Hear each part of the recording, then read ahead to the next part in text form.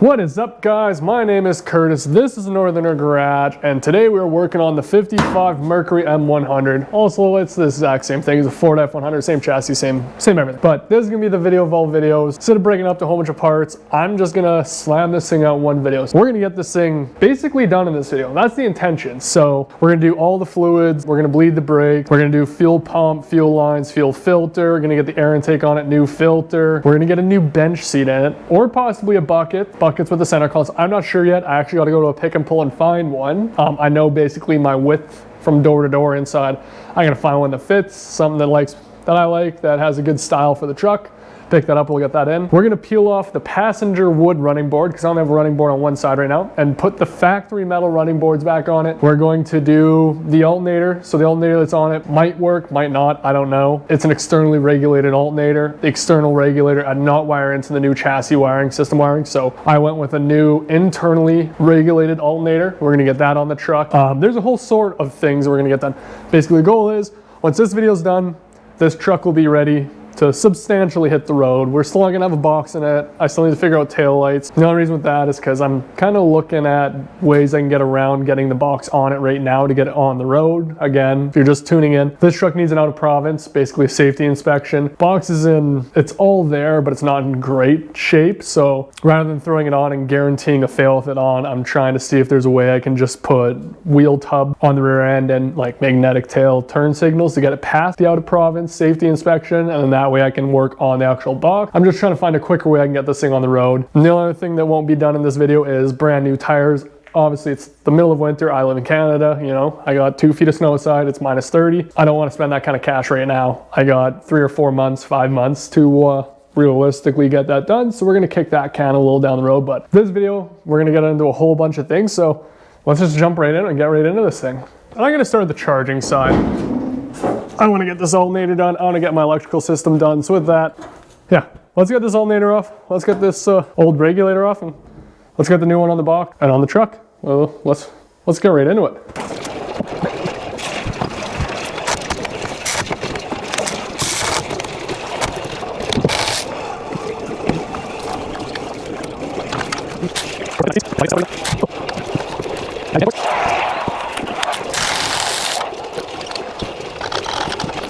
So here we have our assortment of new stuff. We're working on alternator right now. So this is my new one wire internally regulated. A few things to keep in mind with these. They do need a ground.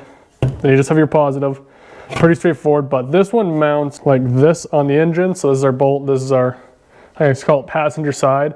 This positive lug, and then the negative tab down here. Wrong orientation.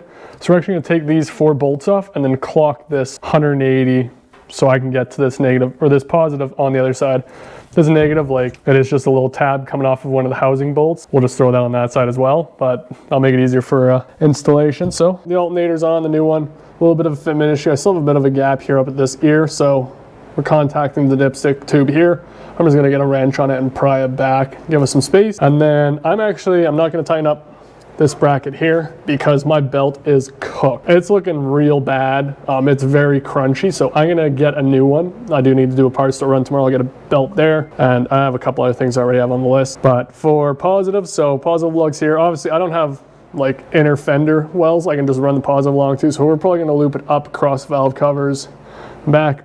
We're gonna tie into all my other positives here on the side of the starter solenoid switch. That's where my main battery line comes from, and then the rest of the power to the system goes out. Best place tied in. Then for our ground, we'll chase it up. We'll come to this ground here. I'll get these wires run. We'll get the new belt on it. And that's one thing off the list for this video, and on to the next. Got the negative and the positive hooked up. So the negative and ground runs just to this back valve cover bolt, which then runs through my engine main ground to cab / chassis. Positive just loops through and feeds into positive side of my starter switch solenoid, which was my positive kind of spaghetti here. I did wish I did this one just a little better, and I might change it up in the future, but it was just the easiest way for me to split everything off, considering where the battery positive comes out and then all the feeders go from there. But alternator's gone, so we're gonna get over it on the other side, and we're actually gonna get the fuel pump into this thing. So let's go over the other side and take a look. But I think in order to make this easy and access easy, I'm gonna take off this power steering pump. Now this power steering pump does not do anything on this motor. It is strictly a belt tensioner. As you can see, it just loops on itself. So I'm gonna pull this off, because it's easy for me. Then I can get the fuel pump down in there. We're gonna replace this rubber line down here with a fresh new one. We're gonna replace the rubber lines up top here with fresh new ones, and then that filter with a new one. So I'm gonna get into peeling all this stuff off real quick, and then I'll give you guys an update. Well, and as you can see, the fuel pump is on. It's a new fuel line going in, fuel pump. We have the hard metal line going up to the fuel filter, brand new fuel filter, fuel lines on either side into the carb, so that's nice and clean. All right, so it is the next day. We got the belts on, everything's back together, brakes bled, transmission serviced, oil changed, and I didn't realize how badly this truck needed oil change. One of those in there was basically, I'm not gonna say water, but I mean, it was old. So this truck direly needed an oil change. It actually sounds so much better running with that fresh oil. But we also went to the pick and pull, which means, as you can see, I got the old bench seat out because I picked up a new well-used bench seat for it. Now, with this one, this came out of a 90s Ford.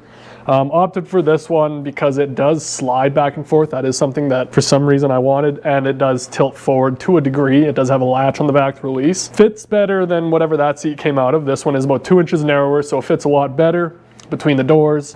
So the only thing being is that these brackets down here, as you can see in the Ford, they would sit basically on the lip here, so they sit up high. But I want this seat as far back as I can get it, basically where it is now. So I need to either modify these brackets, and what I'm thinking I'm going to do rather than modifying them is I'm actually going to cut brackets off this seat in half. So I think I'm going to cut them here, drill the new mounting hole, and then mount just this piece on the front of these seats, and that way I can get it bolted down and installed nice.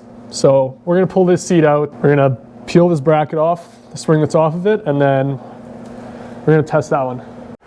Oh, we got the seat back in for proof of concept. So I cut this bracket off the other seat. I have it just tack weld on the back there just to see where we're at. So something we're gonna do is cheat the bracket or the seats. I'm gonna just cheat the whole seat forward because the factory hole is only, we're only just a hair off in the factory hole. We're the same width, which is killer. That way I don't have to drill holes on the driver's side, which obviously has the gas tank right below it. I don't have to drop the gas tank. So if I can take advantage of these factory mounts, I am absolutely going to do that. So we're going to plug away on this and get these actually welded on, and then figure out what we need for bolts and then what we need to do with the rears, because I know the rears aren't going to land. We'll do something different for the rears. We'll probably end up drilling holes and mount bolts on those. I'm hoping it's far enough back on the driver's side that I can miss the gas tank, or I still might have to drop it. I guess we'll find out. I'm going to get these welded on, get this bracket finished up, and then figure out where we're at from there. Well, it's been a couple days, and look at that, seats in, seats bolted. So pretty happy with it, and I think it looks good in here. I don't know, you guys will have to let me know. I think it suits this truck. So pretty far back, again, can slide it, do have the sliding function, but it's perfect for me. I'm 6'4", I need all the legroom I can get. And I also coated these, so we're gonna get the running boards on this now. That's gonna be the next step, and you guys will have to let me know what you think. So I'm gonna get right into just throwing these things on.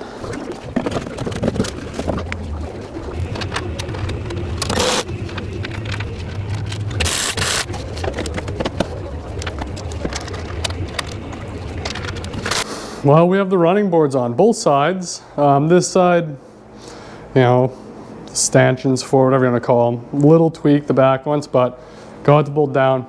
They look good. This side, yeah, I have just clearance between muffler and the running board. That side's touching, so I'm probably gonna have to clearance the exhaust pipe just a bit. But honestly, I dig it. I do dig the metal running boards. I think it looks good. Let's close the hood and get a better look at it. Yeah, I dig it. I like it. Open this thing back up, and the first time since at least I got this truck, with the air filter on. So a couple other things have just come up that I'm gonna just do my own time. Rad hose. This thing has definitely seen better days. I really do not love the way it looks. It's old. Same with the lower, so I'm gonna order some new rad hoses for it.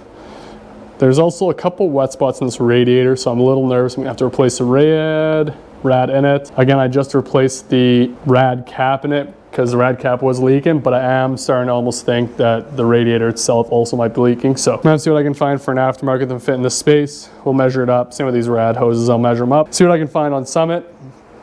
And the last thing that was really on my list for things to get done on this, you know, prep for the spring, other than tires, was mirror. So funny story of this mirror.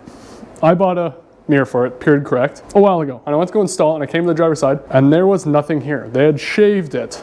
So I actually had to measure it out from the passenger side, cut it open. And as I found out, you know, these mirrors, as you'll see with this when it slides in here, they couldn't get the old one out, so what they did is they actually torched it and then hammered it in. So I had the fight of my life to get this old slug, I'm gonna call it, the mirror slug out, but finally did. So now I can actually put the real mirror back on, and I might actually still save that yet till spring, just because I don't want it getting banged or broken here in the garage. You know, you bump into things, it happens. So once again, team, my name is Curtis. This is Northerner Garage, and I really appreciate you guys watching this. It was a little bit all over the place with this video. So much stuff we had to get done, and now we're just that much closer. We're like jump, skip, and hop away from having this thing on the road and driving, and hopefully passing it out province safety inspection. So maybe next video it'll be its maiden drive, at least next video for this thing. So thanks for tuning in, guys, and I'll catch you on the flip side.